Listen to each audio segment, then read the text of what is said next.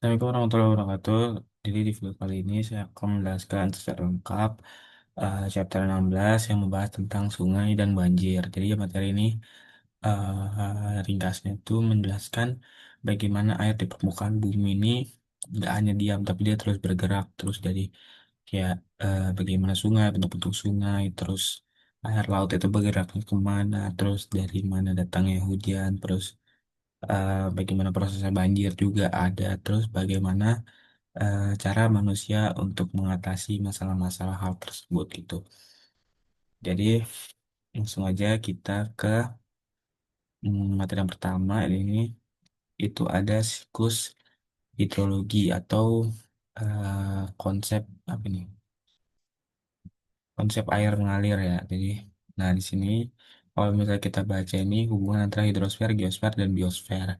Nah ini itu gambaran jelasnya bagaimana menjelaskan bagaimana air di bumi itu nggak diam. Jadi air di laut tuh nggak selamanya bakal jadi air laut, tapi dia bergerak-bergerak juga. Terus ada sungai. Nah penjelasan lengkapnya itu, jadi air di bumi itu nggak pernah diam, dia bergerak terus. Jadi dia ke atmosfer lewat penguapan. Di sini nih contohnya ini kan, contohnya ini kan lautan ya, lautan dia menguap, menguap menjadi awan di sini. Awan terus kemudian dia bentuk awan baru jatuh lagi sebagai hujan atau salju. Cuma di dalam yang kita tahu kan biasanya itu ya, jadi dari air laut, dari awan baru turun lagi jadi hujan. Terus dulu kalau di sekolah mungkin di dasarnya itu turun lagi langsung ke ini ya, langsung ke laut. Sebenarnya itu ada proses-prosesnya lagi di dalamnya. Jadi pertama dia mengalami penguapan di sini, terus dia mengalami kondensasi jadi awan, baru dia kena radiasi matahari, dia pengendapan kan di sini. Ini awalnya udah gelap ya, kayak mau hujan gitu. Nah, terus dia baru turun, turun lagi ke bumi. Baru dia di sini tuh, wait. Nah di sini tuh dia akan mengalami penyaringan ya. Jadi dia mengalami penyaringan dengan tanah, batuan-batuan yang ada di dalam bumi.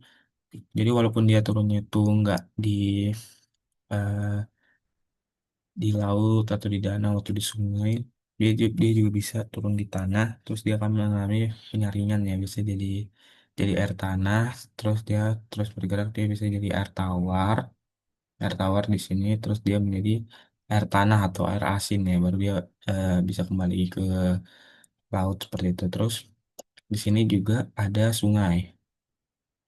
Ini bisa lihatnya pegunungan, bisa dari mencairnya gunung es juga, baru dia turun. Nah, di sungai ini dia juga bisa melakukan penguapan. Jadi sumber air itu bukan hanya berasal dari laut saja, tapi bisa dari sungai. Sungai-sungai di seluruh dunia itu dia bakal menguapkan airnya terus membentuk awan, terus hasilnya bakal sama deh kayak gini. Atau translasi ya misalnya. Terus energi utama yang gerakan siklus ini adalah matahari ya, karena air laut ini menguapkan karena radiasi matahari juga gitu. Jadi dia air laut, air sungai, semua air yang di bumi ini menguap karena adanya radiasi matahari tadi. Lalu mengalami kondensasi ya, di sini kondensasi di atmosfer dan berubah menjadi awan. Kalau jumlah uap air awan ini sudah cukup banyak, nih ya di sini yang mendung ini, kalau air udah banyak gitu, nggak kuat awannya, dia bakal terjadi hujan gitu, baru terjadilah proses ini. Jadi air di bumi itu nggak diam ya, seperti itu. Nah, sebagian air hujan itu meresap ke dalam tanah sebagai infiltrasi.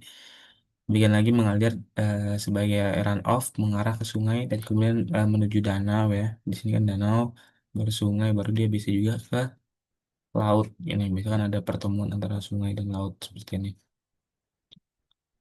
Nah, ini pokoknya menggambarkan jelas bagaimana air di muka bumi ini bergerak gitu. Di sini ada penjelasannya.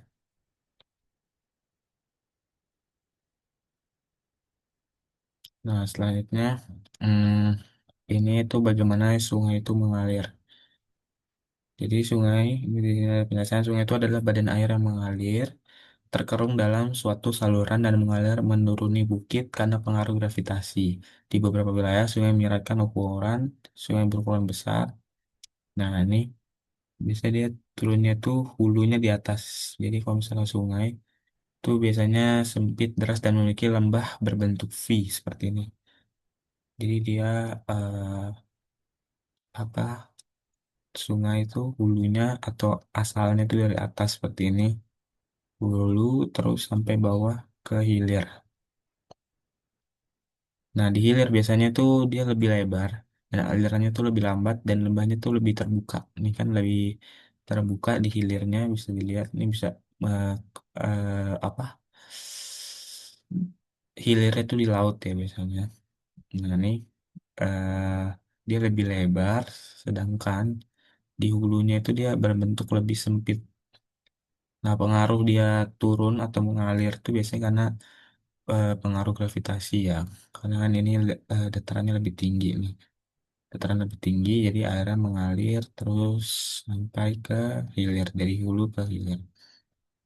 Bentuk sungai itu dipengaruhi oleh gradien juga atau kemiringan tanah, bentuk saluran sungai, serta kekerasan permukaan dasar sungai. Jadi dipengaruhi oleh banyak hal juga ya. Di sini kan ada yang eh, bercabang-cabang seperti ini.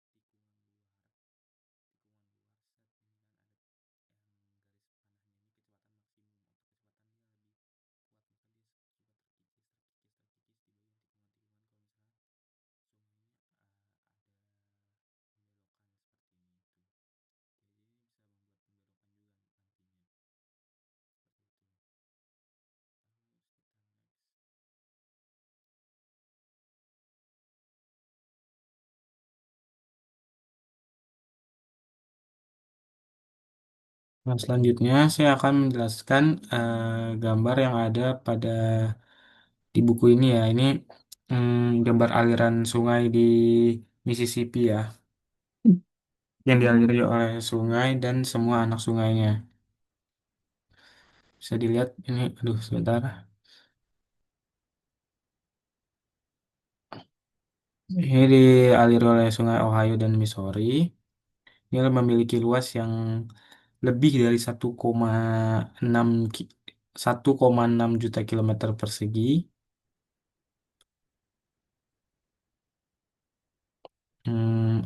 Awalnya ini ini kan terdiri dari sungai-sungai kecil ya. Jadi dia mengalir dari hulu atau daerah yang lebih tinggi gitu ya, baru baru dia akan menyatu, baru dia akan menyatu, berkumpul jadi sungai-sungai yang besar. Jadi ini terdiri dari sungai sama anak-anak sungai bisa disebutnya. Nah, ini juga berbentuk seperti cabang ya, cabang yang ini. Seperti yang ada sudah saya jelaskan tadi, cabang yang ini. Baik, jadi ini salah satu contoh yang ada di Mississippi yaitu Sungai Ohio dan Missouri.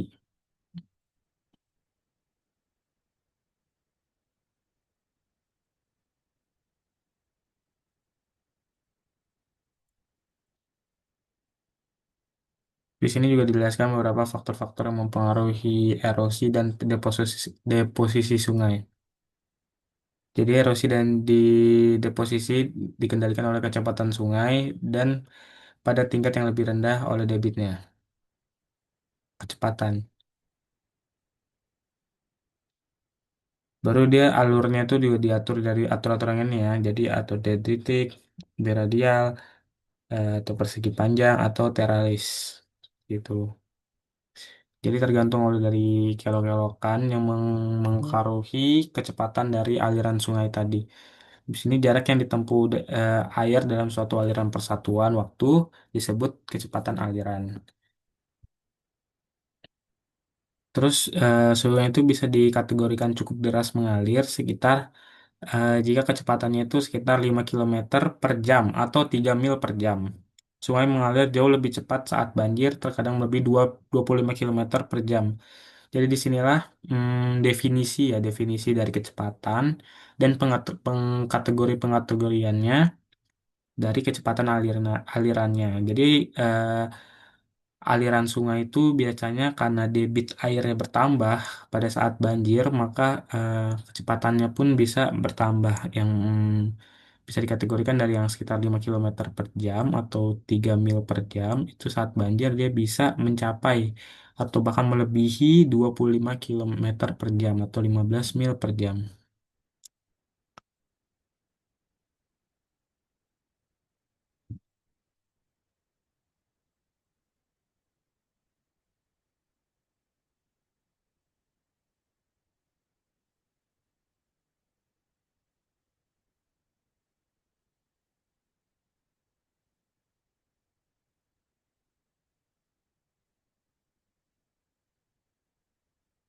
Selanjutnya saya akan membahas gradien. Jadi gradien itu adalah salah satu faktor yang mengendalikan kecepatan aliran sungai juga. Jadi kan tadi kan kita sudah bahas faktor-faktor yang mempengaruhi streaming ya. Nah ini gradien ini juga yang mengendalikan dari eh, kecepatan suatu aliran sungai tersebut, yaitu kemiringan dasar sungai atau permukaan air jika aliran sangat besar.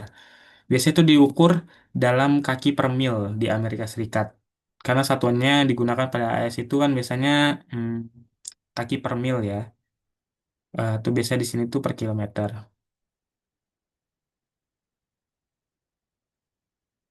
Jadi aliran sungai pegunungan mungkin memiliki gradien yang curam mulai dari 50 hingga 200 kaki per mil. Jadi itu pengkategoriannya curam itu ketika gradien atau kemiringannya ya. Kalau misalnya dalam bahasa matematikanya itu kemiringannya itu mulai dari 50 hingga 200 kaki per mil atau 10 hingga 40 meter per kilometer. Jadi Sungai Mississippi bagian hilir memiliki gradien yang sangat landai yaitu 0,5 kaki per mil. Nah, ini yang curam kan tadi sekitaran 50 hingga 200 kaki per mil ya. atau 10 hingga 40 meter per kilometer. 10 hingga 40 meter per kilometer. Nah, di contoh sungai di Amerika ini atau di Mississippi ini, bagian hilirnya atau bagian ujungnya itu memiliki gradien yang sangat landai, yaitu 0,5 kaki per mil atau sekitar 0,1 meter per kilometer atau kurang. Jadi gradiennya di sini sangat landai gitu. Kemiringannya itu tidak begitu curam. Jadi di sini juga dijelaskan bahwa nggak gradien itu selalu menurun, ke- menurun menurun ketika dari hulu ke hilir. Jadi dari curam dia menurun menurun menurun menurun hingga dia bisa landai seperti di Mississippi ini salah satu contohnya yang dia di bagian hilirnya atau di ujungnya itu landai yaitu hanya sekitar 0,1 meter per kilometer atau kurang. Terus di sini juga peningkatan gradien aliran sungai setempat biasanya ditandai dengan jeram. Jadi salah satu indikator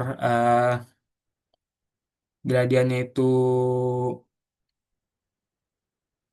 meningkat gitu ya, gradiennya atau kemiringannya itu meningkat, semakin curam itu ditandai dengan jeram. Lebar aliran sungai dapat dipengaruhi oleh beberapa faktor eksternal. Longsor dapat membawa bawang puing-puing ke dasar lembah sehingga sebagian menyumbat saluran. Tuh, nanti kita bahas.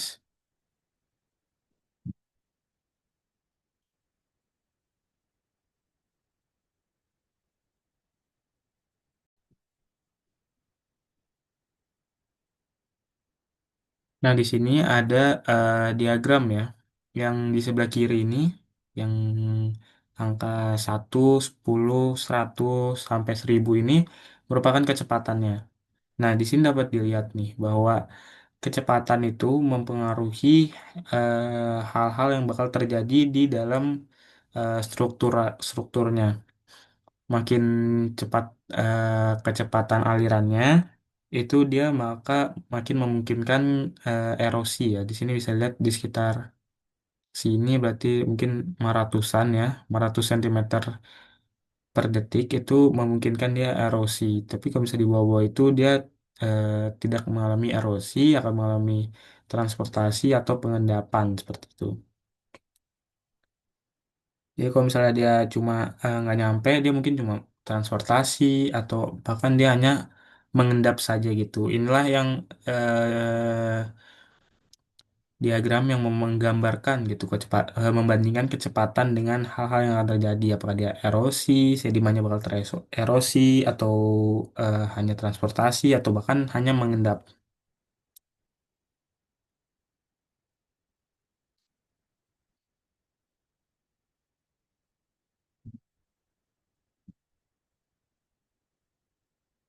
Terus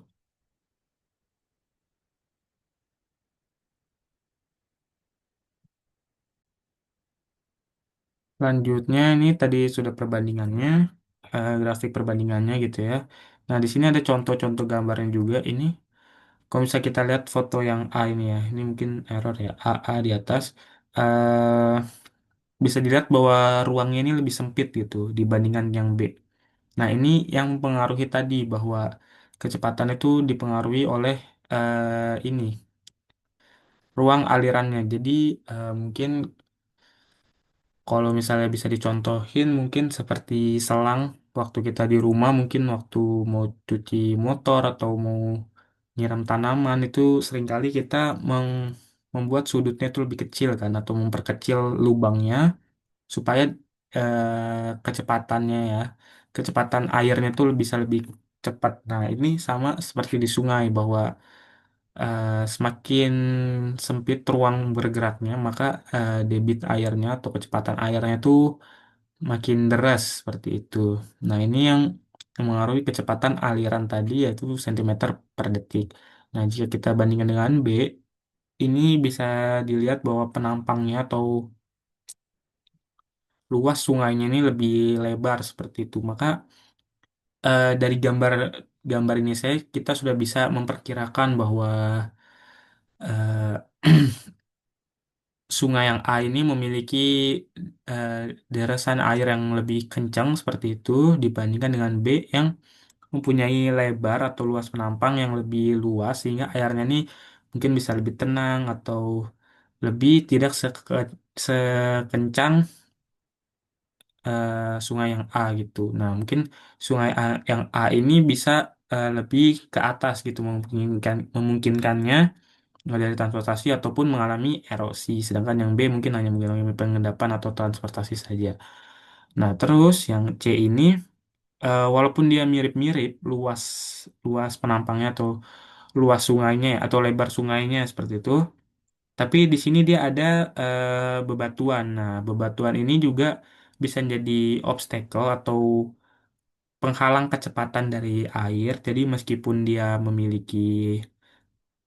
memiliki lebar yang sama seperti gambar A, mungkin debit atau kecepatan airnya itu tidak secepat eh, pada sungai yang A karena di sini bisa dilihat ada bebatu-batuan yang mungkin bisa saja mengurangi kecepatan aliran sungai itu sendiri. Jadi bisa disimpulkan bahwa yang A ini kemungkinan besar mengalami kecepatan yang lebih tinggi dibandingkan B dan C karena lebarnya tadi yang lebih sempit sehingga kecepatan aliran bisa lebih cepat. Sementara B ini mungkin sungainya lebih tenang dikarenakan lebar alirannya lebih luas sehingga air itu bisa lebih menyebar, eh, tidak menyempit di satu lebaran saja. Sementara yang C, walaupun dia memiliki lebar yang kurang lebih sama dengan yang A, tetapi air ini bisa menghantam batu-batuan ini yang bisa menjadi obstacle sehingga kecepatan aliran tadi itu nggak secepat aliran pada sungai A seperti itu.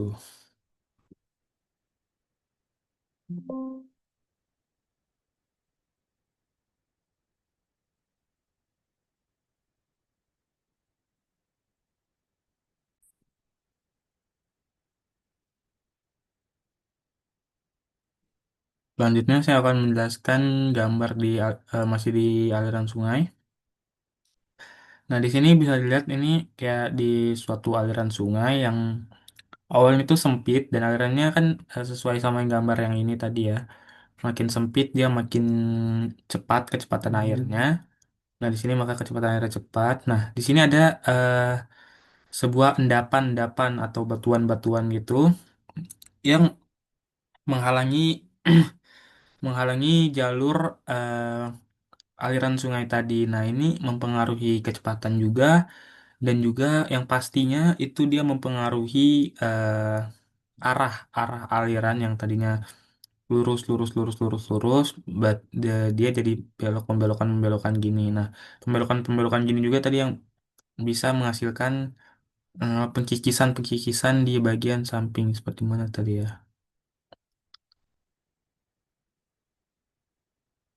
Ada ya. Eh, nah, seperti ini karena adanya pembelokan-pembelokan tadi bisa menyebabkan pengkikisan dari kecepatan yang tadi kan kalau misalnya ada aliran terus dia di ujung ujung kanannya di sini tuh mengalami kecepatan maksimumnya dia. Nah, untuk membelokkannya itu dia mengalami pengikisan-pengikisan tanah di bagian ujung-ujungnya sini. Makanya kalau misalnya sungai-sungai itu biasanya di tiap pembelokan-pembelokannya itu ada bagian-bagian yang terkikis istilahnya seperti itu. Itu buat di gambar yang pertama jadi dari aliran dari aliran yang sempit dengan kecepatan yang cepat dia mengalami penabrakan gitu ya dengan endapan-endapan yang ada di tengah-tengah aliran sehingga arahnya jadi pembelokan dan juga kecepatannya mempengaruhi kecepatannya juga. Terus pada gambar kedua ini atau gambar yang B ini di sini ada aliran yang longsor gitu. Nah, ini sama, maka dari aliran yang tadi walaupun mungkin dari gambar bisa dilihat bahwa ini tuh alirannya lebih sempit, di sini lebih lebar gitu ya, mungkin lebih landai, mungkin eh, kecepatan aliran sungainya itu nggak secepat gambar A, berarti dia nyesuaiin yang ini ya, gambarnya B, jadi dia luas permukaannya tuh lebih lebar seperti ini. Nah, ini sama nih karena dia mengalami pelongsoran atau istilahnya memakan memakan wilayah aliran sungainya lah, maka mempengaruhi kecepatannya juga. Di sini kan lebih sempit nih, maka alirannya bisa lebih deras. Walaupun nanti di sini balik dia mungkin bakal balik lebih landai lagi seperti itu. Ini kan cuma termakan oleh eh, puing-puing atau batuan-batuan yang longsor dari atas bagian atas ini ya. Jadi dia dari lebarnya sekian, dia mengalami penyempitan yang pastinya juga mengubah arah ya. Karena dari sini ke sini dia mengubah arah juga arah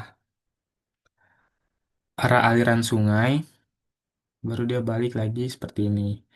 Selanjutnya gambar yang C ini ada jembatan. Nah ini juga sama ya. Kalau misalnya alirannya itu terganggu oleh jembatan, berarti kan ini mengalami penyempitan ya. Berarti ini sama juga nih, lebih lebar ya, mungkin lebih kecepatannya tidak lebih lebih landai juga karena lebih lebar. Nah, tapi di sini ada batuan, bisa dianggap atau batuan yang mengalami penyempitan di sini. Berarti dia bisa lebih cepat atau memperlambat ya, memperlambat karena aliran airnya tadi itu ter terganggu oleh batuan-batuan di sini sehingga kecepatannya itu tidak bisa kecepatan-kecepatan yang awal seperti ini. Seperti itu. Jadi kalau misalnya kita ulangi di sini dari aliran yang cepat, dia mengalami pembelokan-pembelokan karena adanya gangguan lah ya, di sini ada endapan-endapan atau batuan-batuan yang berada di aliran sungainya sehingga terjadi pembelokan arah aliran sungai dan juga kecepatan. Di sini ada longsoran yang awalnya lebarnya sekian mengalami penyempitan sehingga mempengaruhi kecepatan dan juga pembelokan arah. Lanjutnya di sini dari luas nampang yang lebar mengalami gangguan-gangguan batuan ya, di sini jembatan juga dianggap batuan-batuan gitu sehingga mengalami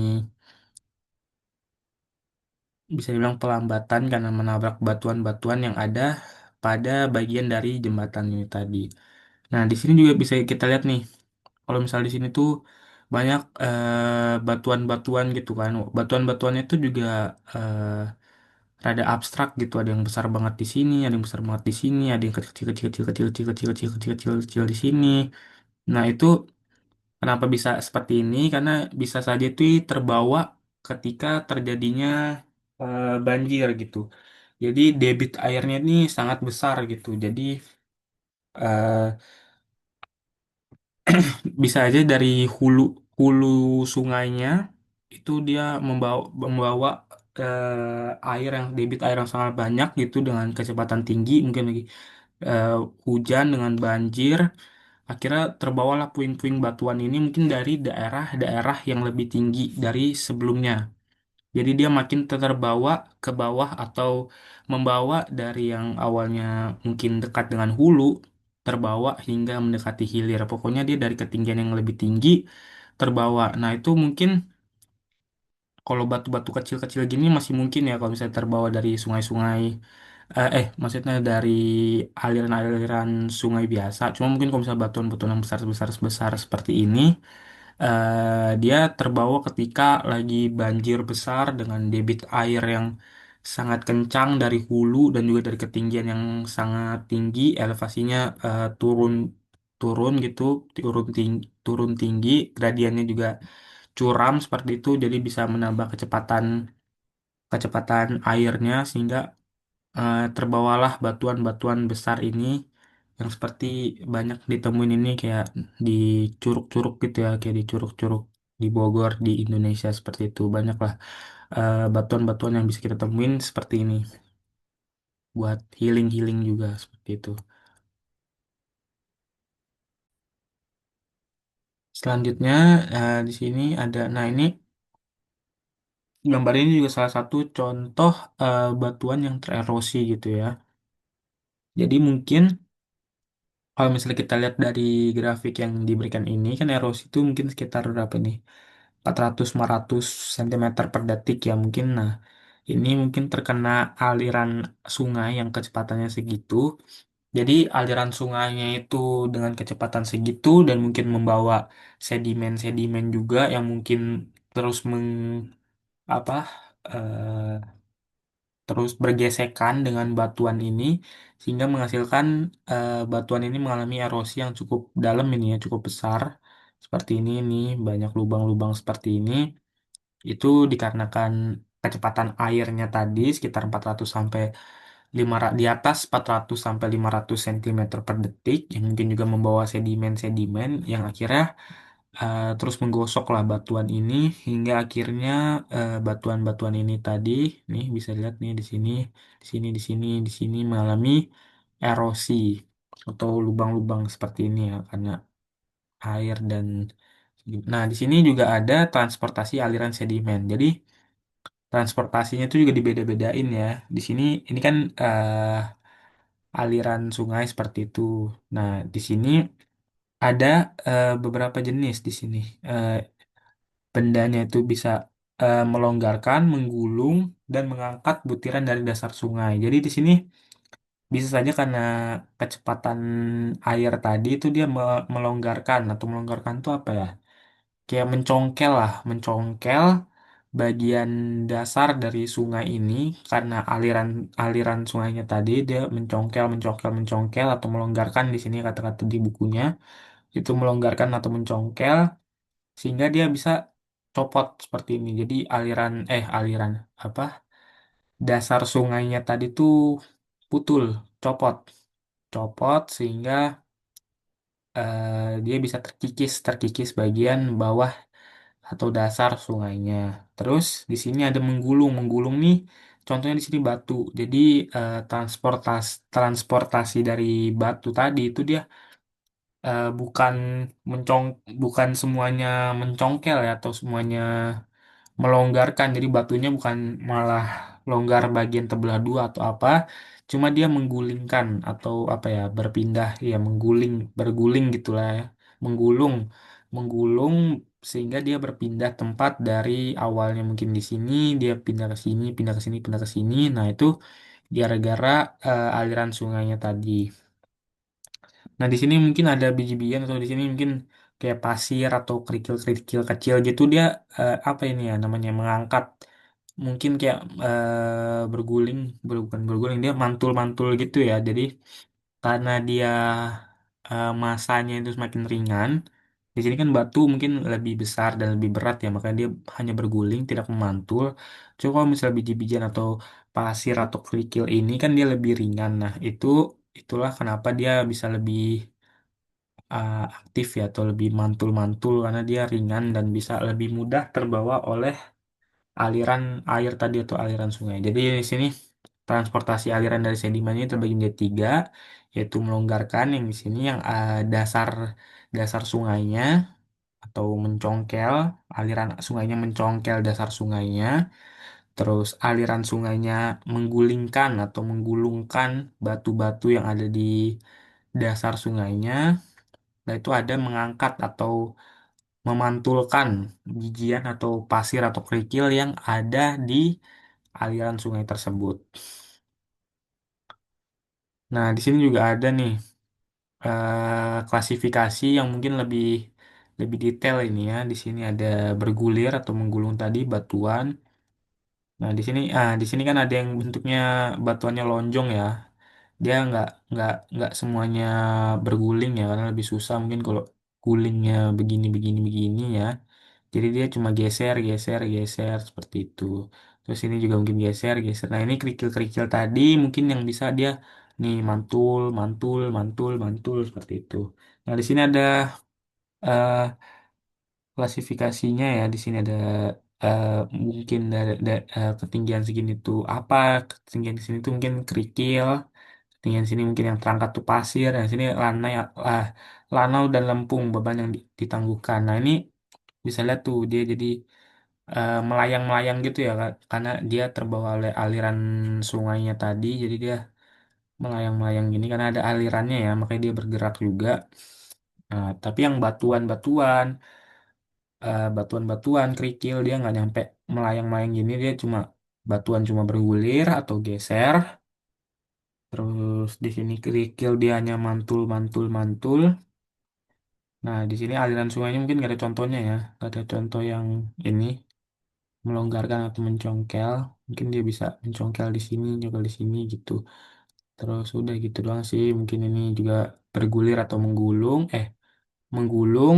Di sini kerikil memantul. Sisanya melayang-layang seperti itu.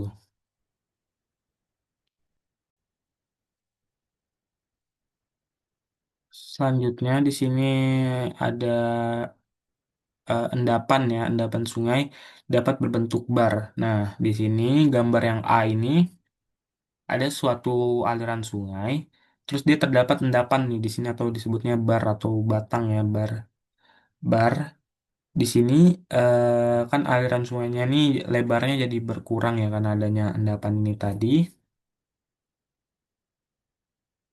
Sehingga apa yang bisa terjadi? Yang bisa terjadi itu bisa saja ketika kecepatan airnya bertambah atau mungkin ada banjir yang kencang dari hulu, bisa saja bar atau endapannya tadi hilang. Dan juga ini apa namanya? eh permukaan airnya ini meningkat gitu ya. Maksudnya makin makin tinggi seperti ini kan bisa lihat nih dari segini begitu ada banjir datang dia langsung mengikis-mengikis bagian bawahnya sehingga endapan tadi terbawa ke hilir habis seperti ini kan bersih nih dari awalnya seperti ini dia jadi bersih hilang terus makin dalam juga sungainya karena ada banjir tadi yang mengerosi dasar sungainya debit airnya naik atau bisa juga dia membentuk bar baru di sini. Kalau misalnya lihat penjelasannya ini gundukan baru terbentuk saat permukaan air turun dan aliran sungai melambat. Jadi kan kalau misalnya di sini ada endapan, ada dua kemungkinan. Pertama itu banjir. Kalau misalnya banjir besar itu kan berarti kecepatannya meningkat, terus kedalamannya juga makin curam, gradiennya makin curam, sehingga si endapan-endapannya tadi tuh bisa terbawa ke pindah ke sana itu mungkin ke hilir, mendekati hilir seperti itu, atau dia malah melambat. Jadi permukaan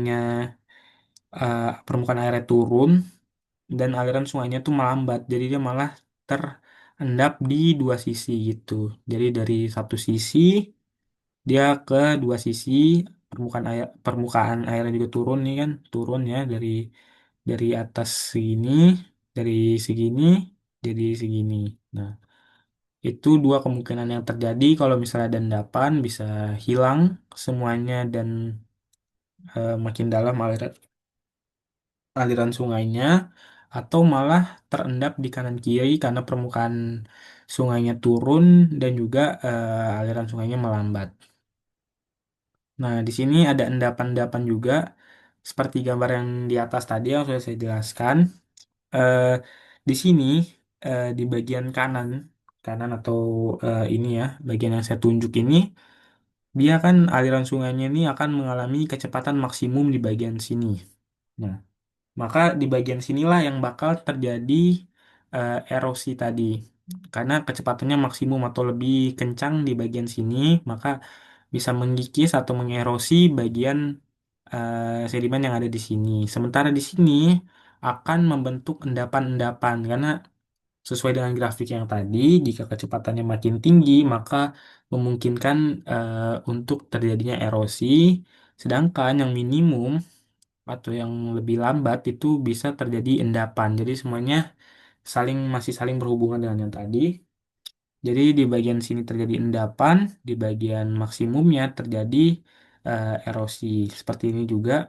Jadi dari sini maksimum, iya benar maksimum. Di sini minimumnya, terus dia ke sini lagi maksimum. Jadi yang di sinilah entaran yang bakal tererosi atau terkikis ya, terkikis. Nah, di sini juga terjadi endapan. Jadi sedimen-sedimen yang terbawa dari aliran sungai ini menumpuk di sini, mengikis di sini. Lanjut mengikis di sini, menumpuk di sini seperti itu terus. Di sini apa? Batang sungai ya. Terus yang B ini di bawah air terjun. Nah, jadi anggaplah ini dia aliran sungai ya dari hilir bawah-bawah-bawah, bawah-bawah-bawah sedimen-sedimen. Terus ada air terjun atau turunan terjal seperti ini ya curam. Nah, Maka kan ini kan kecepatannya tinggi nih. Set. Nah, dia ini sedimen-sedimen tadi yang terbawa dari hulu atau yang terbawa dari aliran sungai ini, itu dia bakal terendap di bagian bawah. Bagian bawah air terjun. Makanya kalau misalnya air terjun tuh biasa ada endapan-endapannya di bawah. Nah, karena eh, karena sedimennya tadi tuh malah terendap di bagian bawah. Jadi dia nggak bisa lagi bertransportasi pindah ke sini ya. Jadi dia udah terendap karena kecepatannya tadi. Terbawa dia dari hilir, plus ke bawah sini, nyangkut deh di sini dia kira mengendap di bawah air terjun yang nggak bisa tertransportasi lagi ke mana-mana. Terus di sini ada depresi dasar sungai. Nah, ini juga sama ya. Teorinya ketika dia di sini, ini kecepatan minimumnya jadi dia lebih lambat. Jadi dia kayak nyangkut gitulah endap-endapannya. Sehingga sedimen-sedimen tadi tuh bisa mengisi ruang-ruang yang kosong di bawah sini gitu. Jadi aliran, dia membawa sedimen-sedimen, dia turun ke sini karena kecepatannya mungkin minimum, nggak begitu cepat sehingga mengendaplah endapan-endapan tadi di sini seperti itu. Jadi ini sama semuanya teorinya ya. Jadi ketika ada endapan bisa terjadi tererosi semua ya. Ini berarti tertransportasi ya, tertransportasi ke bawah atau malah membentuk endapan di kanan kiri. Nah itu ini juga sebenarnya ini dia dari mengikis membawa sedimen yang lain, dia endapin di sini, dia mengikis di sini, dia mengikis di sini atau mengerosi di sini, dia mengendapin sedimen di sini. Ini juga membawa dari hulu, sedimen-sedimen, berbagai macam sedimen yang dibawa, terus dia terendapkan di bagian bawah dari air terjun yang tidak bisa terbawa lagi ke hilir seperti itu. Jadi dia sudah terendapkan di sini. Ini juga sama. Ketika ada cekungan-cekungan sini, kecepatannya tidak terlalu cepat, sehingga terjadilah endapan-endapan yang tadi dibawa oleh aliran dari hulu yang tidak bisa nyampe ke hilir, sehingga dia terendapkan lah di sini. Mungkin karena kecepatannya tidak terlalu cepat, jadi dia terendap di bagian bawah.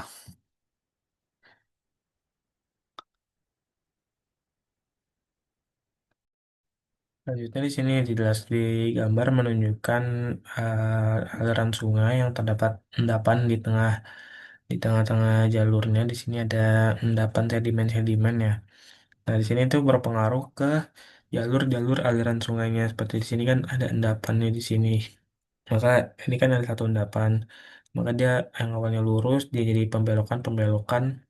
Ini berpengaruh juga dengan bentuk nampak dari sungainya ya. Maka dia bisa mengerosi yang bagian sini, mengerosi bagian sini. Makanya dari awalnya sungainya lurus, terdapat endapan di tengah-tengahnya, sehingga alur airnya itu terjadi pembelokan sehingga di sini di pinggir-pinggir sungainya terdapat erosi sama juga seperti ini nih, ini lebih banyak endapannya makanya dia lebih banyak yang darinya lurus doang jadi ada tererosi di pinggir-pinggirannya ini itu.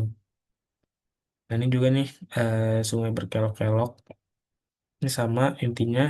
Oh di sini mungkin sudah ada inter Oxbow Lake ya karena pada dasarnya ketika ada sungai yang berkelok-kelok kayak gini, yang pembelokan-pembelokan seperti ini, pada akhirnya nanti dia bisa saja menembus ke sini ya. Jadi karena di sini tererosi, di sini tererosi, tererosi, akhirnya dia nih di sini tererosi, tererosi, akhirnya di sini bisa aja dia jadi lurus gitu, makin lama balik lurus sehingga ada yang tertinggal seperti ini ya. Mungkin di bawah ada yang dijelasin lebih detail, sehingga dia meninggalkan daerah seperti ini.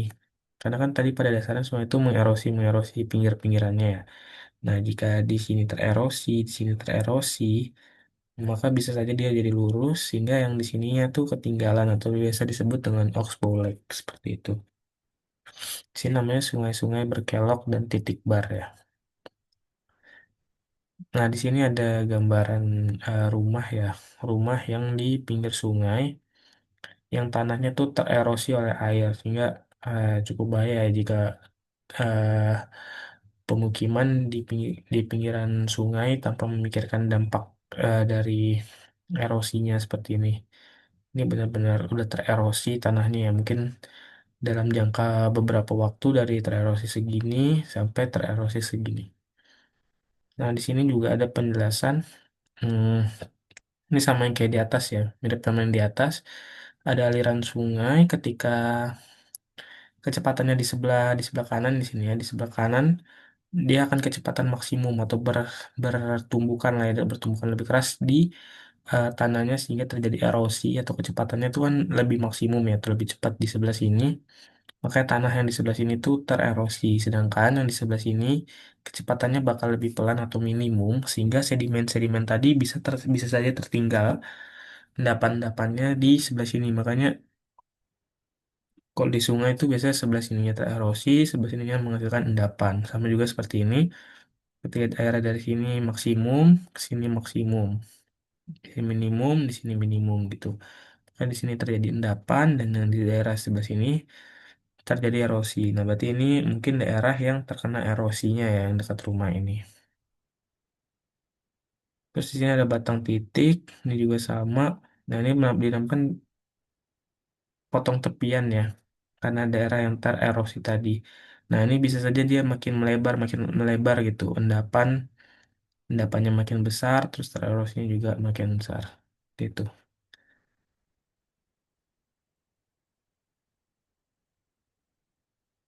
Nah, ini penjelasan lebih detailnya membentuk danau Oxbow ya, atau Oxbow Lake.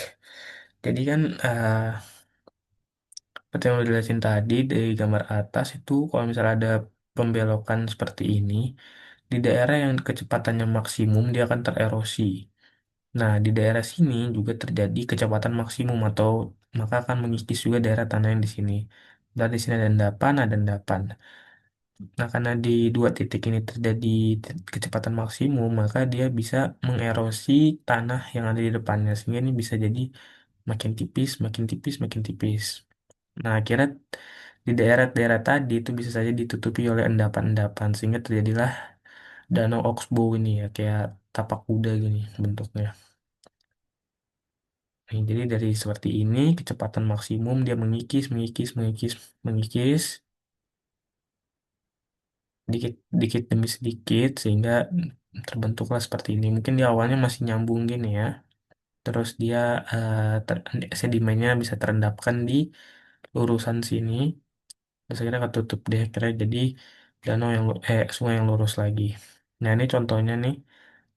Jadi mungkin dulu dia bentuknya dari sini ke sini, muter sini, baru ke sana. Nah, tapi karena di sini kecepatannya maksimum, di sini juga kecepatannya maksimum ketika di sini, sehingga di sini bisa terjadi erosi, pengikisan. Akhirnya beberapa sedimen juga terendapkan di bagian daerah sini, sehingga dia habis mengerosi, baru dia mengendapkan sedimen, sehingga terjadilah danau Oxbow atau mirip yang di atas ini ya, danau Oxbow Lake.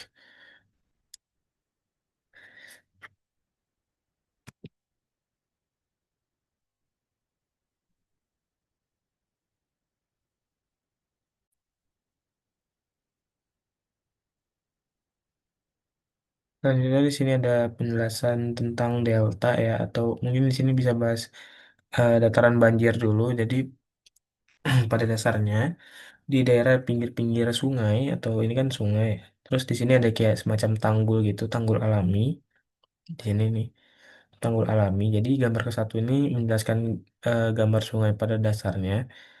Nah, di sini itu ada yang dinamakan dataran banjir atau dataran yang daerah air yang akan meluap jika terjadi banjir gitu.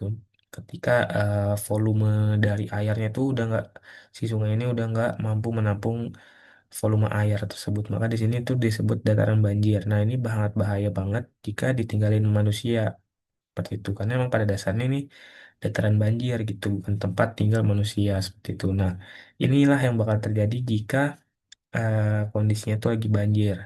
Nah, bisa dilihat ya di sini benar-benar banjir. Nah, tapi di sini ada tanggul alami atau eh,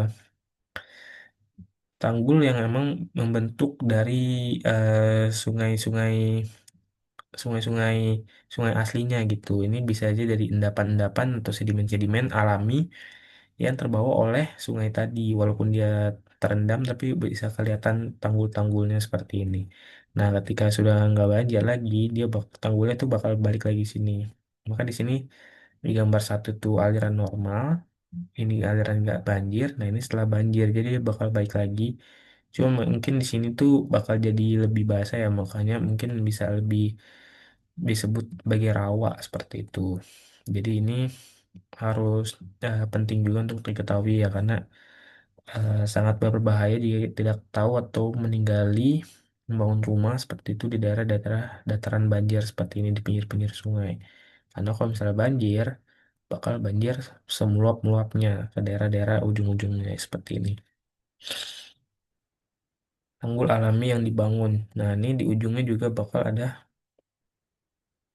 tanggul alam yang dibangun. Nah, ini kan disebutnya rawa belakangnya tuh, back swamp ya. Nah, di sini ada contohnya, ini mungkin contohnya delta ya. Jadi delta ini pada dasarnya kan pertemuan antara sungai dengan laut ya. Mungkin dengan endapan-endapan atau sedimen-sedimen yang dibawa dari sungai dengan kecepatan tinggi terus bertemu dengan arus laut, mungkin dia bakal memelana. Nah, disitulah terjadi endapan-endapan sedimen yang dibawa oleh sungai tadi nih. Makanya di sini eh, ada titik-titik airnya juga mungkin karena dia baru terendap si sedimen-sedimen yang dibawa oleh sungainya tadi. Nah, di sini nih bisa dilihat ya di sini eh, abstraknya ini mungkin membentuk dari endapan-endapan yang dibawa dari sungai. Nah, ini kan ada sungai, di sini laut atau danau ya, danau, bisa juga danau, sehingga dia pertemuannya tadi itulah yang membuat si endapan-endapan atau sedimen-sedimen yang dibawa oleh sungai tadi terendapkan di daerah tersebut atau biasa disebut dengan delta ya. Di sini ada penjelasannya juga, di sini ada distributor. Di sini ada permukaan delta berawa seperti itu. Di sini ada tempat tidur atas, tempat tidur forestes. Di sini contohnya ini danau ya. Dan di sini ada bottom set seperti itu. Nah, di sini juga contoh nih, contoh dari delta. Ini bertemuan dengan laut ya, laut tengah di sini. Di sini ada distributornya nih. Di sini ada penghalang kepulauan ya. Biasanya juga ciri khasnya itu ini sejajar seperti ini ya, memanjang seperti ini. Nah, di sini tuh contohnya tuh Sungai Nil. Jadi dia membawa endapan-endapan sedimen-sedimen dari hulu sungai, kan hilirnya di laut ya. Jadi dia pertemuan dengan air laut, tapi dia nggak pertemuan air doang, karena si sungai tadi ini membawa endapan-endapan atau sedimen-sedimen, sehingga terjadi pengendapan-pengendapan di daerah ini. Tapi yang di tengah juga masih ada aliran sungainya ya, aliran airnya. Seperti itu. Karena dia pada dasarnya membawa air dan juga endapan-endapan sedimen-sedimen tadi. Nah, mungkin ini real peaknya seperti ini ya itu. Jadi dia membawa ini mungkin arah hulu sungainya di sini hilirnya. Makanya dia membuat delta seperti ini. Yang dinamakan delta, yaitu pengumpulan sedimen-sedimen yang dibawa oleh aliran sungai tadi ke laut maupun danau. Nah, di sini juga ada arus pasang surut. Di sini ada gundukan pasir pasang surut. Seperti itu.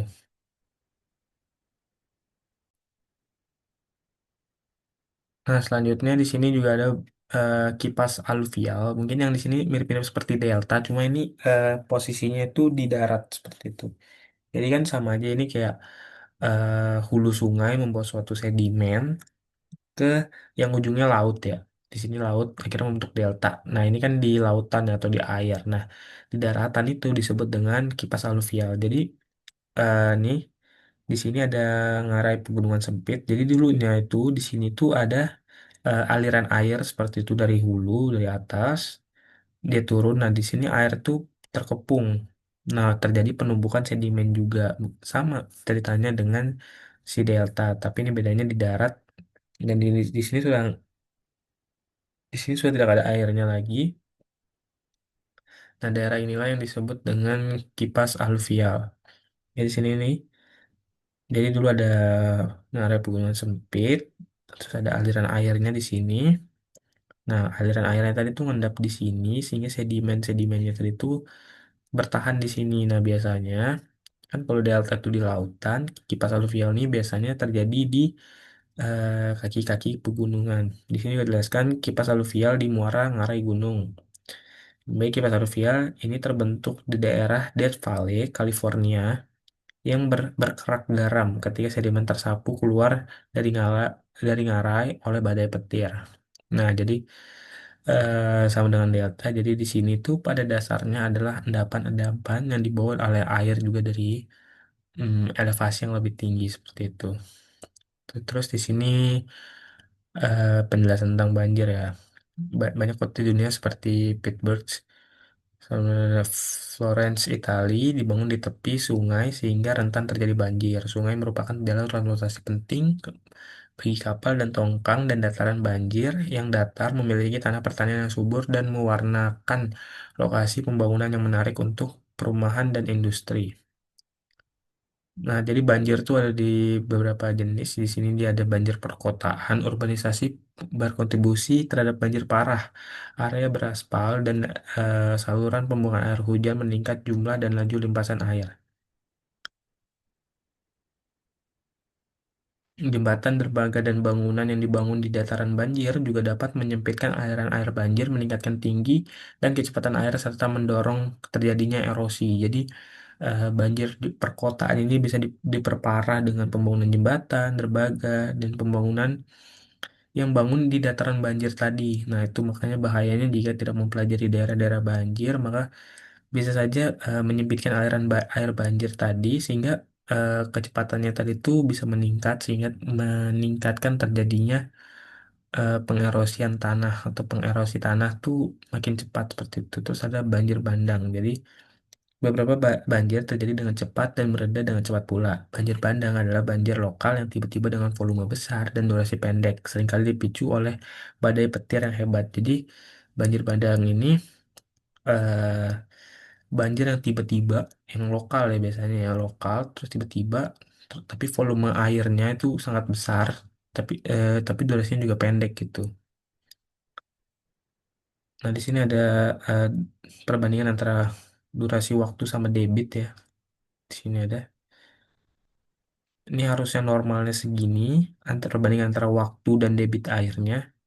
Cuma kan adanya urbanisasi tadi, nih urbanisasi berkontribusi terhadap banjir parah atau meningkatkan banjir pada perkotaan sehingga dia naiknya segini. Jadi perbandingan antara debit dan waktunya meningkat karena adanya urbanisasi tadi. Nah, di sini ada sebuah foto eh, Januari 1997 begitu di wilayah Arboga, California hingga sebuah rumah hanyut dari fondasinya. Jadi sini adalah salah satu bukti banjir. Ya, jadi ini rumah udah nggak di posisi yang seharusnya ya karena hanyut karena terbawa oleh banjir. Di sini juga bisa dilihat ada mobil yang hanyut yang harusnya nggak di bawah di pinggir sini sama ada mobil mobil di bawah rumah ya di sini udah menggambarkan betapa mengerikannya banjir dan besarnya karena rumah dan mobil bisa bertumpukan dan berpindah tempat seperti ini. Nah, di sini juga ada salah satu contoh peta lokasi banjir bandang tahun 1976 di Sungai Big Thompson di Colorado Down. Di sini bisa dilihat jalur-jalur sungainya ya, dari sini, sini, sini, sini. Nah, inilah yang terjadi jadi di daerah di sekitaran sungai. Bisa dilihat betapa mengerikannya.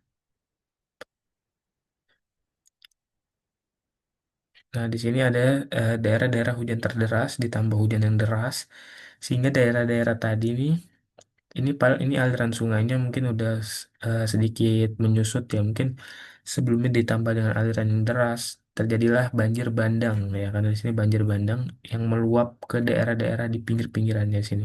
Ini kan ada dua aliran sungai ya di Sungai Big Thompson di Colorado. Nah, di sini daerah-daerah banjir, mungkin perumahannya ini di daerah-daerah banjir ya, walaupun indah sekali, cuma nggak bisa ditinggalin karena harus tahu juga daerah-daerah banjir, sehingga di sini terjadi dampak-dampak dari dataran banjir nih, rumahnya hanyut, rumahnya ada di atas sungai, itu nggak logis ya, jadi ini udah pasti korban banjir bandang yang bisa terbawa sampai sejauh ini, di sini juga mobil benar-benar hanyut, terbawa terbawa oleh aliran air ya. Emang air nih seperti hal biasa, cuma kalau debitnya sebanyak ini bisa menghanyutkan mobil sebanyak ini juga gitu. Nah, di sini ada mungkin informasi saja ya, memperkirakan ukuran dan frekuensi banjir.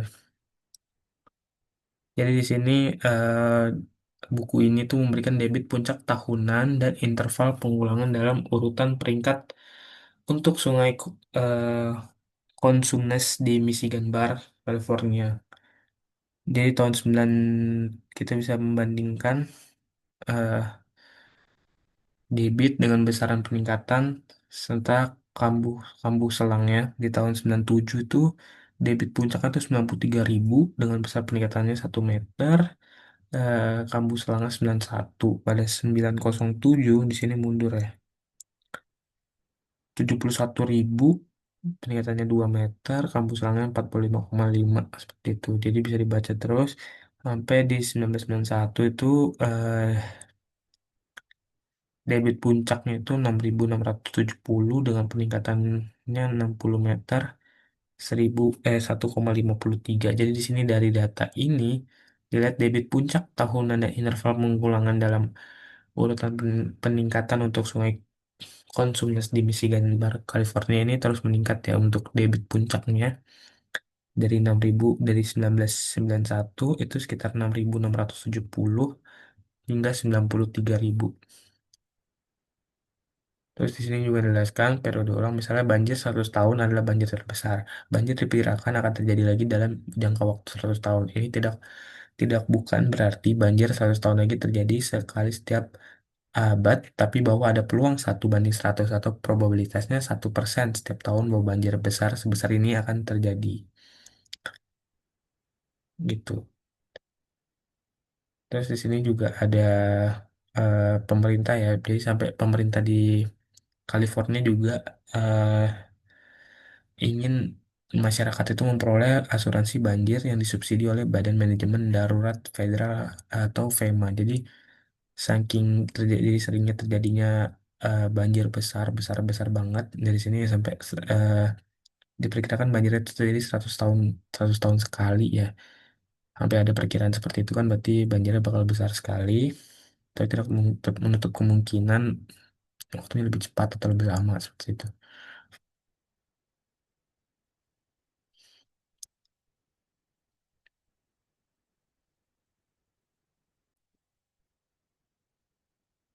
Oke, lanjut. Ini adalah pengendalian banjir. Jadi struktur pengendali banjir sebagian dapat mengurangi bahaya banjir dan sedimentasi pada kota-kota sungai.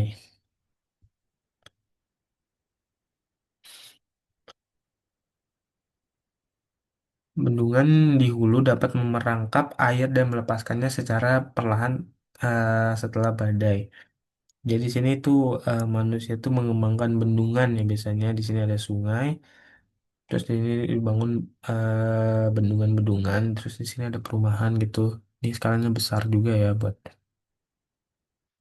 dalam skala pembangunannya. Jadi tanggul buatan adalah tanggul yang dibangun di sepanjang tepian saluran sungai untuk menahan air banjir di dalam salurannya. Dinding pelindung dari batu riprap atau beton sering digunakan di sepanjang tepian sungai, terutama di sisi luar tikungan. Nah, jadi kan kalau misalkan lihat yang seperti sudah dipelajari di atas-atas tadi tuh di sini kan kecepatan maksimumnya ya.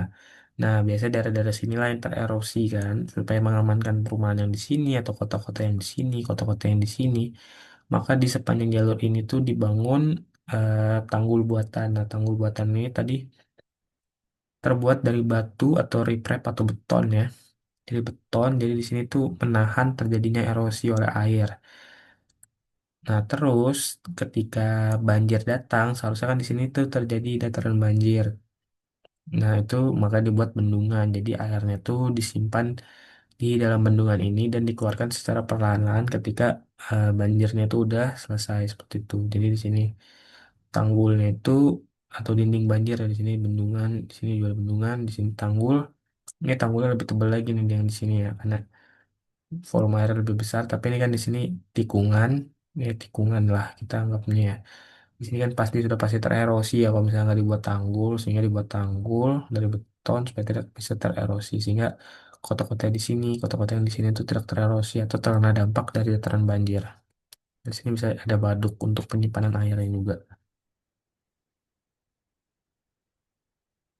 Ini ada banjir lagi ya.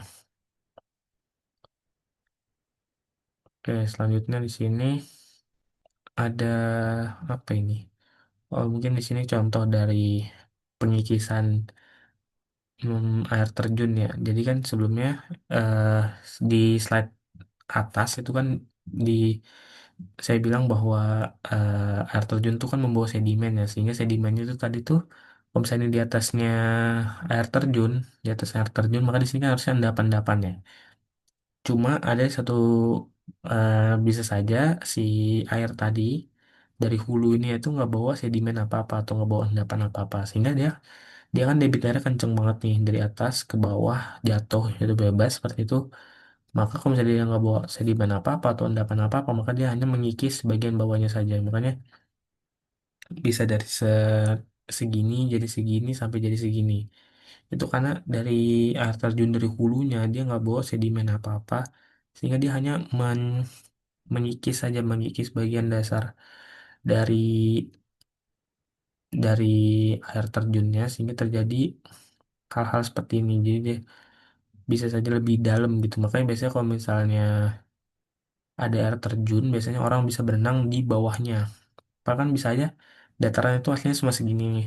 Aslinya itu cuma segini. Tapi biasanya orang berenang sampai dalam-dalam gitu kan. Karena kan di bawahnya tadi itu terus terkikis oleh debit air yang dibawa oleh si air. Karena ada dua case. Yang pertama case kalau misalnya dari hulunya dia membawa endapan-endapan sehingga bisa aja terendap di sini, terendap di bagian bawah-bawah sini ya, seperti yang sudah lihat di atas, atau dia mengikis mengikis terus menerus menerus menerus. Nah, itu biasanya orang berenang di bawah air terjun karena hal itu tersebut gitu. Jadi dia terus mengikis di bagian dasar dari air terjun.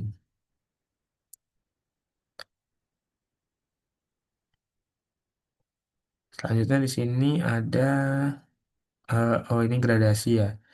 Jadi eh, eh, pada dasarnya ketika sungai itu belum tergradasi, dia bakal bentuknya ini seperti ini nih, kayak gelombang gitu ya. Dan tandanya dia belum tergradasi seperti itu. Jadi dia belum terkikis atau tererosi oleh air. Kalau misalnya sudah tererosi dia jadi mulus seperti ini. Jadi dari hulunya ketika belum tergradasi, profil tidak bergradasi pada tidak teratur permukaan tanah seperti air terjun dan jeram. Nah, ini seperti ini. Nah, di sini jeram ya, karena di sini belum tergradasi. Di sini nanti kalau misalnya tergradasi bentuknya seperti ini yang biru-biru ini. Atau ketika sudah profil gradasi cekung ke atas seperti ini. Jadi dari hulu hingga mulutnya itu dia mulus seperti ini. Jadi dia sudah tererosi lah bagian-bagian yang bergelombang-gelombang ini atau disebutnya tergradasi.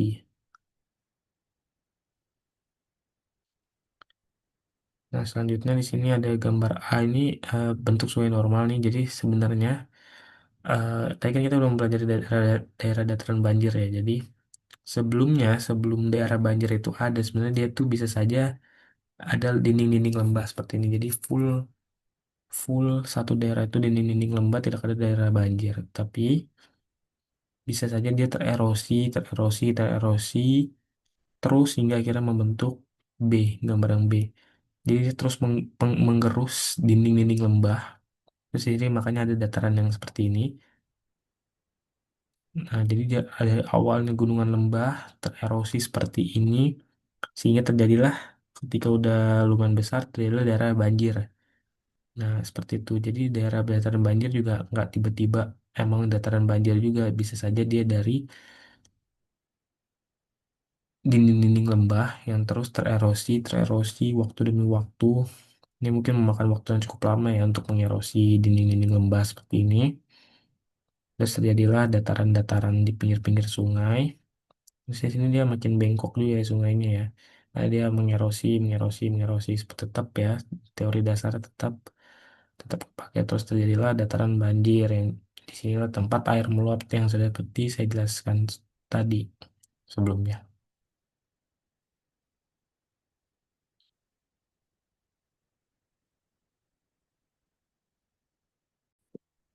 Selanjutnya di sini ada apa ini? eh, Erosi ke arah hulu. Jadi erosi itu bisa saja dia nggak selalu ke depan ya. Jadi di sini contohnya nih dari hulu dia nggak mengerosi ke depan dulu, nggak lurus dulu, malah dia ke samping.